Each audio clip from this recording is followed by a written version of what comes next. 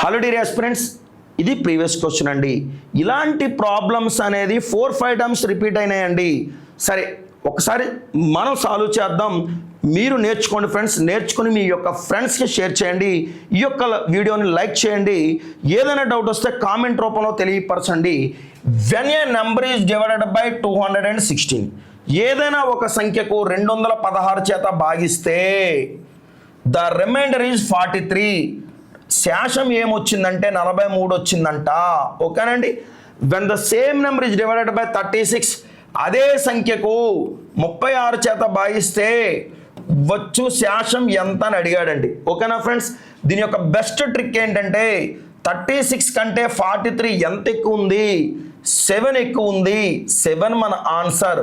36 minus 47 చెయ్యండి. దీని యొక్క ఆన్సర్ 7. ఫినిష్. దీనికి వచ్చేసరికి మదర్ ప్రొసీజర్ తెలుసుకోవాలా లేదా? ఖచ్చితంగా తెలుసుకోవాలి. నేనేం చెప్తున్నానంటే, ఏదైతే 216 ఉందో ఫర్ సపోజ్ 0 కానీ లేదా ఇంటూ 1 కానీ వెయ్యండి. ఏదైతే రిమైండర్ 43 వచ్చిందో అది కలపండి. 216కి 43 కలిపితే 259 అవుతుంది. ఈ 259కి అట్లాగే చూడండి ఫ్రెండ్స్, ఇంటూ 2 చేయండి, మరలా 43 కలపండి.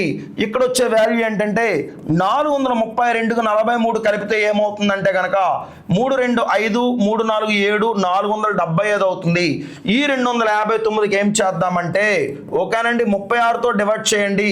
36 ఇంటూ 7 ఏమవుతుందంటే 7 6 42, 4 7 3 21, 4 25. 259లో 2 పోతే 7 మన ఆన్సర్ అవుతుంది. అట్లాగే 475కి కూడా 7తో 475కి కూడా 36తో చేయండి. 36 36, శేషం 11. పక్కన 5 వేసుకుంటే 36 3 ఏమవుతుందంటే 108 అవుతుందండి. 108 కంటే 115 ఎంత ఎక్కువ అంటే 7 ఎక్కువ. అంటే మనకు ఆల్వేస్ 7 వచ్చింది, ఆప్షన్ 1. ఓకేనండి.